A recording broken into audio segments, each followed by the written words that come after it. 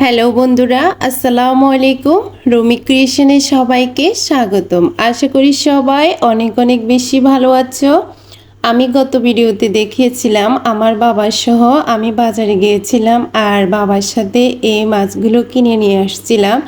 নিয়ে এসে আম্মুকে দিলাম আনপ্যাক করার জন্য। তো আম্মু মাছগুলো আনপ্যাক করতেছিল। আর ওই দিন কিন্তু আমরা তরতাজা মাছই কিনে নিয়ে আসছিলাম। মাছগুলো দেখে বোঝা যাচ্ছে কতটা বেশি তরতাজা ছিল। আমি কিন্তু আজকে এই চিংড়ি মাছগুলো তরতাজাই ভুনা করে নিব। তো আমার আম্মু মাছগুলা কেটে ধুয়ে পরিষ্কার করে দিল আমাকে। আর এগুলা কিন্তু পোয়া মাছ ছিল, দেখে বোঝা যাচ্ছে কতটা তরতাজা ছিল। আমি মাছগুলা একটা পাতিলে নিয়ে নিলাম আর কিছু পেঁয়াজ, রসুন আর টমেটো কাঁচামরিচ কেটে নিয়ে দিয়ে দিলাম। এরপরে আমরা ঘরোয়া মশলা মাছগুলোর মধ্যে দিয়ে দিব।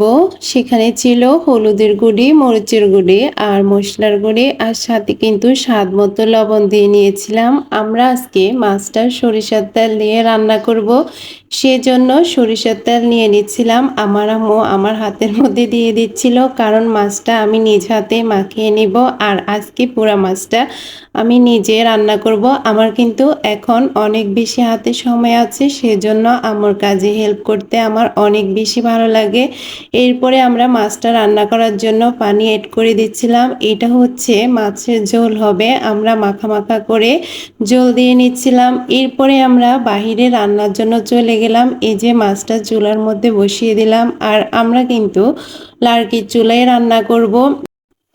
এখানে আমি কড়াই গরম হতে দিয়ে দিয়েছিলাম। গরম কড়াইয়ের মধ্যে আমি সরিষার তেল দিয়ে নিয়েছিলাম। আজকে আমরা সরিষার তেলের মধ্যে চিংড়ি ভুনা করে নিব। আর আমি চিংড়ি ভুনা করার জন্য পেঁয়াজ, টমেটো, রসুন আর কিছু কাঁচামরিচ কুচি করে নিয়েছিলাম। এরপরে এই সবগুলো উপকরণ আমি লালচে করে ভেজে নিব। যখন পেঁয়াজটা একদম লালচে টাইপের ভাজা হয়ে আসবে, ঠিক এরকম আসবে। আর আমার টমেটোগুলো যেহেতু ফ্রিজে ছিল, সেজন্য একটু পানি বের হয়ে গিয়েছিল। এই যে আমাদের চিংড়ি মাছগুলো দেখে বোঝা যাচ্ছে কতটা বেশি তরতাজা ছিল। আমি কিন্তু এই ভাজা উপকরণগুলোর সাথে নেড়েচেড়ে চিংড়ি মাছটাকেও লালচে করে ভেজে নিব। আমি এখনও কিন্তু কোনো প্রকার মশলা অ্যাড করি নাই। মাছটা ভেজে নিয়ে এরপরে আমি মশলা অ্যাড করব। আমি কিন্তু চিংড়ি ভাজা এভাবেই করি, আমার কাছে এভাবে অনেক বেশি ভালো লাগে। আর আমার আব্বুর একটা ধারণা ছিল চিংড়ি মাছ হয়তো বা অনেক বেশি অ্যালার্জি হয়, উনি এজন্য কিনতে চাইতো না। কিন্তু আমি যেহেতু কিনতে চেয়েছি, উনি তো বাধ্য। তো পাশে কিন্তু আমাদের পোয়া মাছটা রান্না হচ্ছিল, আমি একটু উল্টিয়ে দেখলাম সেটার কি অবস্থা। এরপরে চিংড়ি মাছটা যখন লালচে টাইপের ভাজা হয়ে আসবে, আমি কিন্তু একটু একটু করে হলুদ আর মরিচের গুঁড়া আর সাথে মশলার গুঁড়ি আর স্বাদ মতো লবণ দিয়ে ভালোভাবে আবার নেড়ে চেড়ে নিচ্ছিলাম। কারণ চিংড়ি মাছ এইভাবে মশলা দিয়ে একটু একটু করে নেড়ে চেড়ে দিলে অনেক সুন্দর একটা ফ্লেভার আসে, আর খেতেও কিন্তু অনেক বেশি টেস্টি লাগে। তোমরা কে কিভাবে ভাজি করো আমি জানি না, তবে আমার কাছে এভাবে চিংড়ি ভুনাটা করলে অনেক বেশি ইয়াম্মি লাগে।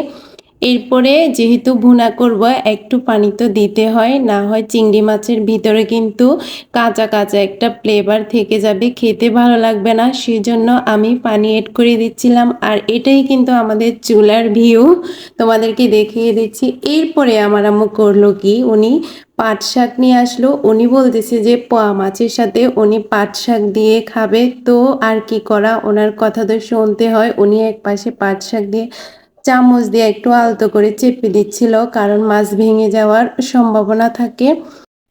এই তো আমাদের শাক দিয়ে মাছ রান্না হয়ে গেল। খেতে কিন্তু ভীষণ টেস্টি হয়েছে। তোমরা কি কেউ কখনো এভাবে খেয়েছো? খেলে অবশ্যই কমেন্ট বক্সে জানাবা। আর পাশে কিন্তু আমার চিংড়ি ভুনা হয়ে গিয়েছে। আমার কাছে কিন্তু চিংড়ি মাছের ঝোলটা অনেক বেশি ভালো লাগে।